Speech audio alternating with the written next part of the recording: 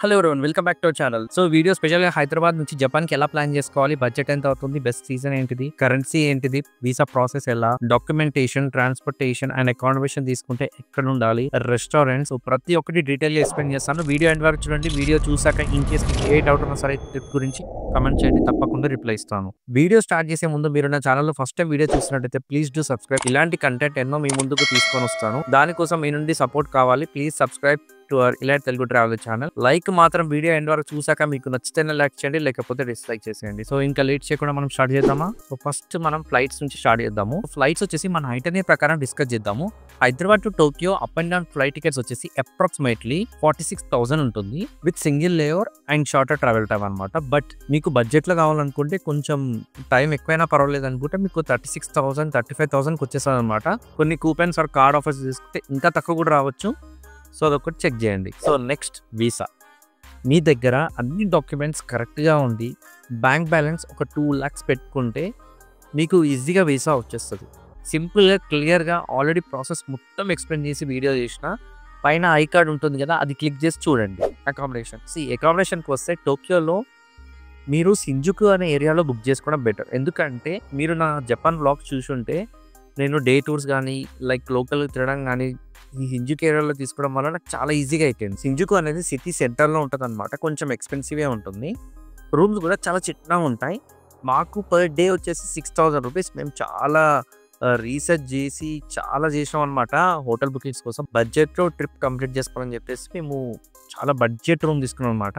So 6,000 అనేది చాలా తక్కువ పడినట్టే మాకు. సో 3 పీపుల్కి అంటే అప్రాక్సిమేట్లీ మాకు 2,000 రూపీస్ పడింది పర్ డేకి. ఇంకోటి ఏంటంటే మేము హోటల్ బుక్ చేసుకోలేదు, అపార్ట్మెంట్ బుక్ చేసుకున్నాం. ఎందుకంటే దాంట్లో కుకింగ్ ఆప్షన్స్ కూడా ఉంటాయి అన్నమాట. సో నేను రీసెర్చ్ చేసిన కొన్ని బడ్జెట్ హోటల్స్ అండ్ నేను స్టే చేసిన అపార్ట్మెంట్ లింక్ కూడా కింద డిస్క్రిప్షన్ ఇస్తాను. మీకు యూస్ఫుల్ అయితే చెక్ చేయండి. సో నెక్స్ట్ వచ్చేసి ట్రాన్స్పోర్టేషన్. జపాన్లో ట్రాన్స్పోర్టేషన్ మాత్రం సూపర్ కన్వీనియంట్ ఉంటుందని చెప్తాను నేనైతే. వాకబుల్ డిస్టెన్స్లోనే మనకు మెట్రో అవైలబుల్ ఉంటాయి. సిటీ మొత్తం కవర్ అవుతుంది అనమాట. మీరు ఆ మెట్రో ఎక్కితే మాత్రం అంత కాస్ట్లీ ఏమి ఉండదు అండ్ సూపర్ ఫాస్ట్ పోతుంది. అసలు చెప్పాలంటే స్టార్టింగ్లో మాత్రం కొంచెం కష్టమవుతుంది అర్థం చేసుకోవడానికి, ఏ స్టేషన్ ఏ ప్లాట్ఫామ్ ఎక్కడికి వెళ్ళాలని చెప్పేసి. అదొక్కటి మీరు క్రాక్ చేస్తే మాత్రం మిమ్మల్ని ఆపేటలు ఎవ్వరు ఉండరు. సో ఈ ట్రాన్స్పోర్టేషన్ కోసం మీరు ఏం చేయాలంటే ముందే సూకియా కార్డ్ అని తీసుకోండి. ఇట్లా తీసుకోవచ్చు, లేకపోతే metro near by metro stations ఉంటాయి కదా, సో అక్కడ కూడా మీకు తీసుకునే ఆప్షన్ ఉంటుంది అనమాట. సో సూకియా కార్డ్ తీసుకుంటే గతం ప్రీపెయిడ్ కార్డ్ అనమాట. ఇది రీఛార్జ్ చేసుకుంటూ ఉండాలి కావాల్సినప్పుడు. ఈవెన్ మీకు కన్వీనియన్స్ స్టోర్స్‌లో కూడా మీకు ఈ సూకియా కార్డ్ రీఛార్జ్ చేస్తారు. సో చాలా ఈజీ ఉంటుంది, not a problem. So airport నుంచి సిటీకి మాత్రం అయితే మీరు జేఆర్ఎల్ తీసుకోవాలి. అది అక్కడ మీరు ఫస్ట్ వ్లాగ్ చూసుంటే నేను టికెట్ ఎలా తీసుకోవాలని చెప్పేసి నీట్‌గా ఎక్స్‌ప్లెయిన్ చేసినా చూడండి. క్యాబ్ మాత్రం మేము అసలు యూజే చేయలేదు జపాన్‌లో. అంత చాలా ఎక్స్‌పెన్సివ్ ఉంటది. మెట్రో యూజ్ చేయండి, చాలా బెటర్. ఇన్ కేస్ మీరు ఫ్యామిలీతోని ట్రావెల్ చేసినా కూడా నేనైతే మెట్రోనే సజెస్ట్ చేస్తాను. నాట్ ఏ ప్రాబ్లమ్ అనమాట. సో నెక్స్ట్ వచ్చేసి కరెన్సీ.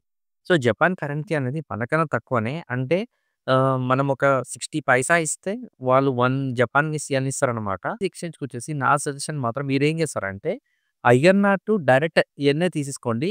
చా కొన్ని ఎక్స్‌చేంజ్ సెంటర్స్ ఉంటాయి కదా, లైక్ థామస్ కుక్ ఇలాంటివి. సో దాంట్లో తీసుకోండి, చాలా బెటర్. ఒక ఇద్దరు ముగ్గురిని ఎంక్వైరీ చేసి డైరెక్ట్ మీరు యెన్నే తీసుకోండి. మళ్ళీ యూఎస్‌డి తీసుకొని యెన్ తీసుకుంటే మీకు కన్వర్జన్ చార్జెస్ గాని ఇవన్నీ వేస్ట్ అయిపోతాయి అనమాట. యెన్ ఈజీగా దొరికేస్తాయి, నాట్ ఏ ప్రాబ్లమ్. సో ఇంకోటి నా సజెషన్ ఏంటంటే మీకు జీరో ఫారెక్స్ కార్డ్ యూజ్ చేయండి, చాలా బెటర్. మీరు ఏటీఎంలో విత్‌డ్రా చేసుకున్నా సరే మీకు మోస్ట్‌లీ లైక్ 200 రూపీస్ ఎంతో ఉంటుంది. మీరు ఎంత విత్‌డ్రా చేసినా కూడా చాలా బెటర్ అది. ఇన్ కేస్ మీరు స్టోర్స్‌లో ట్యాప్ అండ్ పే కూడా చేయొచ్చు. దానికైతే మీకు ఒక్క రూపాయి కూడా పడదనమాట.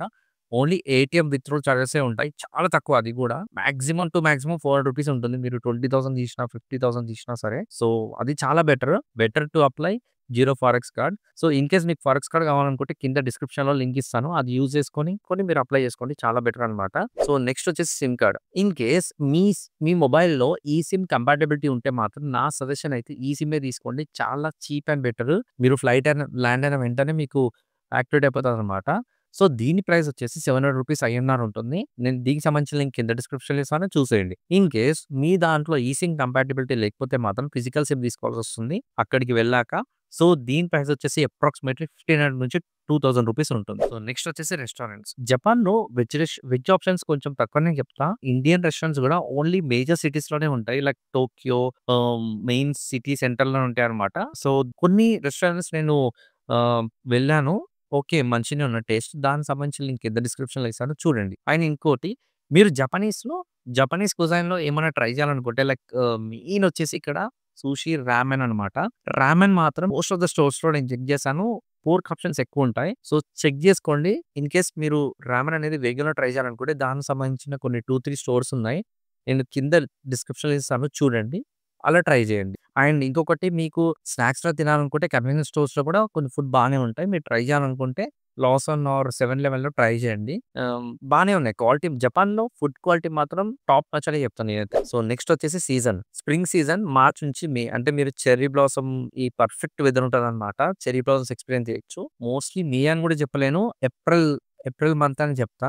సో, మార్చ్ నుంచి ఏప్రిల్‌లోనే ఉంటుంది చెర్రీ బ్లాసమ్ అనేది. సో, ఆటమ్ వచ్చేసి సెప్టెంబర్ టు నవంబర్. మొత్తం లైక్ ప్లెజెంట్‌గా ఉంటదనమాట ఇదైతే. అండ్ నెక్స్ట్ వచ్చేసి వింటర్. డిసెంబర్ నుంచి ఫిబ్రవరి ఉంటుంది. చాలా కోల్డ్‌గా ఉంటది. సో, దీనికోసం వార్మ్ క్లోత్స్ ప్లాన్ చేసుకోండి. బట్ మీరు మౌంట్ ఫుజీ వ్యూస్ కోసం వెళ్తే మాత్రం నవంబర్ నుంచి ఫిబ్రవరి మంత్ బెస్ట్ అని చెప్తాను నేనైతే. ఎందుకంటే మీకు మోస్ట్‌లీ అక్కడ నీకు 90% చూసే ఛాన్సెస్ దొరుకుతదనమాట. నేను పోయిన రోజు మాత్రం క్లౌడ్స్ ఉండే కనిపియలేదసలు. సో, మీరు వెదర్ ఫోర్‌కాస్ట్ చెక్ చేసుకొని పోండి. సన్నీ ఉంటే మాత్రం చాలా బెటర్ ఇంకా. సో, నెక్స్ట్ వచ్చేసి ఐటినరీ. డే 1 ఆఫ్టర్‌నూన్ ల్యాండ్ అయినాక ఫ్రెష్ అప్ అయిపోయి డైరెక్ట్ మెట్రో తీసుకొని తకేషిత స్ట్రీట్ అని ఉంటుంది. అది ఎక్స్‌ప్లోర్ చేసేయండి. బావుంటుందనమాట. ఆ స్టాపింగ్ స్ట్రీట్ మొత్తం అంతా డిఫరెంట్ వైబ్స్‌తోని ఫిల్ అయ్యి ఉంటది. నెక్స్ట్ ఏం చేస్తానంటే అక్కడి నుంచి వాకబుల్‌లో హరకజు అనే స్ట్రీట్ ఉంటుంది ఏరియా. సో, అక్కడికి వెళ్లి ఎక్స్‌ప్లోర్ చేయండి. ఇన్ కేస్ మీకు టైమ్ ఉంటే మాత్రం పైన రూఫ్ టాప్ గార్డెన్ అని ఉంటుంది. సో, అది ఎక్స్‌ప్లోర్ చేసేయండి. సో, ఇదంతా అయిపోయాక సో, ఈవినింగ్ 6కి అలా డైరెక్ట్ మీరు షిబా క్రాసింగ్‌కి వచ్చేసేయండి. సో, స్లాట్ ప్రకారం ఇన్ కేస్ మీ స్లాట్ అనేది 8:00, 9:00 ఉంటే ఒక 1 అవర్ కింద లైక్ ఫోటో షూట్ అదంతా చేసేసుకొని సో, 15 మినిట్స్, 20 మినిట్స్ ముందే మీరు పైనకెళ్ళండి. కొంచెం టైం తీసుకుంటదనమాట పైనకెళ్ళడానికి. ఆ షిబా క్రాసింగ్ నుంచి షిబా స్కై ఎంట్రన్స్ వరకు. సో, ఇక్కడ టైం అనేది చాలా ఇంపార్టెన్స్ ఇస్తారనమాట. లేట్ మాత్రం అస్సలు చేయకండి. సో, మీ టైమ్ స్లాట్ ఎప్పుడైతే ఉందో అప్పుడే ఎళ్ళిపోండి. దానికన్నా ఒక 10 మినిట్స్ ముందు ఉంటే చాలా బెటర్. సో, దీని టికెట్స్ కోసం ఒక మినీ యుద్ధమే చేయాల్సి ఉంటుంది. 15 డేస్ ముందు ఓపెన్ అయితాయి టికెట్స్ మాత్రం. దానికి సంబంధించిన మొత్తం డీటెయిల్స్ నేను సెకండ్ వీడియోలో పెట్టిన చూడండి. సో, అలా అక్కడ టైమ్ స్పెండ్ చేసేసి ఇక్కడితో డే 1 కంప్లీట్ అనమాట. సో, డే 2 ఈరోజు ఏం చేస్తారంటే మీరు మౌంట్ ఫుజీ టూర్ పెట్టుకోండి. పర్సనల్‌గా పోవచ్చు. బట్ అన్నీ కవర్ చేయలేము. సో, డే 2 అయితే మనకు 4-5 ప్లేసెస్ చూపిస్తారనమాట. ప్రైస్ కూడా డీసెంట్‌గానే ఉంటుంది. లైక్ 4,000, 4,500 ఉంటుంది అంతే. మళ్ళీ మనం షింజుకు ఏరియాలో పికప్ చేసేసుకొని మళ్ళీ ఈవినింగ్ సేమ్ షింజుకు ఏరియాలోనే డ్రాప్ చేస్తారనమాట. అంటే ఈవినింగ్ మనకు ఒక 5:30కి అలా డ్రాప్ చేస్తారు. సో, ఇప్పుడు ఏం చేస్తారంటే మీరు ఈవినింగ్ షింజుకు ఏరియాలో లైక్ కబుకిచి అని ఉంటుంది. సో, అది ప్లాన్ చేసుకోండి. అండ్ ఇక్కడ ఆహ్, గాడ్జిల్లా హెడ్ అనేది ఉంటదనమాట. ఫోటో స్పాట్ అని చెప్పొచ్చది. సో, సూపర్ ఉంటది ఆ వ్యూ మాత్రం. సో, అక్కడనే వాకబుల్‌లోనే ఉంటదనమాట. అండ్ ఇంకొకటి గోల్డెన్ గాయ్ అని ఉంటుంది. అండ్ షింజుకు స్ట్రీట్స్ అట్లా ఎక్స్‌ప్లోర్ చేసేయండి. ఇన్ కేస్ మీరు ఫ్యామిలీతో పోతే మాత్రం గాడ్జిల్లా హెడ్ ఒక్కటే ప్లాన్ చేసుకోండి. మిగతావి స్కిప్ చేసేయండి. సో, ఇక్కడితో డే 2 కంప్లీట్. డే 3 ఈరోజు ఏం చేస్తారంటే మీరు డిస్నీ సీ ప్లాన్ చేసుకోండి. మేమైతే స్కిప్ చేసినాము. ఎందుకంటే మేము ఆల్రెడీ హాంకాంగ్‌లో డిస్నీలాండ్ అండ్ చైనాలో డిస్నీ పార్క్ చూసామని పోలేదనమాట. సో, మీరు మాత్రం అస్సలు మిస్ అవ్వకండి. సో, ఇక్కడ యాక్చువల్లీ 3 ఆప్షన్స్ చెప్తాను. ఇన్ కేస్ మీకు డిస్నీ సీ ఇంట్రెస్ట్ లేకపోతే ఫుజిక్యూ హైలాండ్ అని ఉంటుందనమాట. సేమ్ ఇట్లనే బట్ చాలా యాక్టివిటీస్ ఉంటాయనమాట. అది మౌంట్ ఫుజీ దగ్గరలో ఉంటుంది. అది వద్దనుకుంటే డే ట్రిప్‌లా ప్లాన్ చేసుకోండి. చాలా ఆప్షన్స్ ఉన్నాయి మళ్ళా మనం జపాన్ లోకల్ చూడడానికి. సో, నేను స్క్రీన్ మీద ఇస్తాను కదా! చూడండి. ఫస్ట్ మెయిన్‌గా వచ్చేసి 'హ్యారీ పాటర్' ఉంటదనమాట.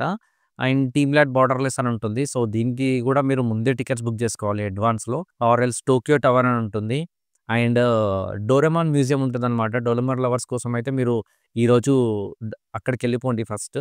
లేకపోతే ఇన్ కేస్ మీరు 'నరుటో' లవర్స్ మాత్రం అయితే నేను స్క్రీన్ పైన ఇస్తున్నాను గదా! సో, ఇక్కడికెళ్ళిపోండనమాట. ఇది 'నరుటో బురుటో' సంబంధించిన పార్క్ అనమాట.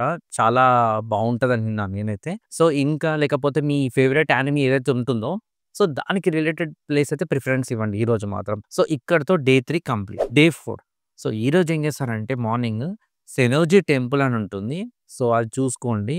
లేదు అది ఇంట్రెస్ట్ లేకపోతే మాత్రం ఏవైతే ప్లేసెస్ చెప్పానో దాంట్లో మీకు నచ్చిన ప్లేస్ ఏవైతే ఉన్నాయో అక్కడికెళ్ళిపోండి. ఇన్ కేస్ పైన దాని ప్లేస్ మిస్ అయినా సరే, ఈ డే 4 హాఫ్ డే మొత్తం అది కంప్లీట్ చేసేసుకొని, ఇంక మిగతా హాఫ్ మొత్తం షాపింగ్‌కి ప్రిఫరెన్స్ ఇయ్యండి. ఎందుకంటే జపాన్ అంటేనే షాపింగ్ అసలు. షాపింగ్ లవర్స్ అయితే మాత్రం నేను మొత్తం డే సరిపోదని చెప్తా. మొత్తం డే మాత్రం దీనికే డెడికేట్ చేసేయండి. సో, షాపింగ్ ఎక్కడ చేయాలంటే దీనికోసం మీరు అకిబారా స్టేషన్‌కి వెళ్ళిపోండి. అన్నీ అక్కడనే దొరుకుతాయన్నమాట.